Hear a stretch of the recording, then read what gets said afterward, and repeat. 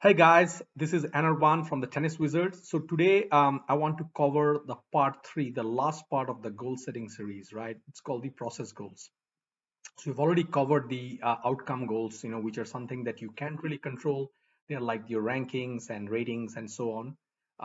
We talked about the performance goals, which are really setting key performance indicators, like how many times you're coming to the net or your win percentages on serve plus one. You can set it up as variety as possible, right? We have given some templates in Tennis Wizard. You can use that. You can create your own. It doesn't matter. I mean, as long as you're tracking it, it's great. Process goals are really your daily nuts and bolts that you're doing on the practice court to basically work on those performance goals. So let's take an example, right? So for example, if your goal is to come to the net and a lot and try to win points at the net, well, you need to get comfortable doing that. So you need to practice a lot of approach shots and coming in, right?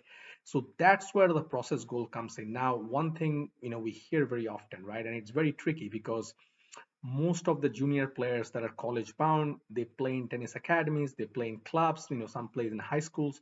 You are not in control of the practice, right? And it's a mass practice. So it's not like you have a privatized setting where your coach is only working with you and setting the practice around you, right? So you may want to work on, serve plus one, but the team is probably just working on doubles that day, right? Like, so how do you accommodate that? Well, you try to do the best you can. So we say you don't need to get all bogged down every day on the process goals. Keep that in mind what you're working on.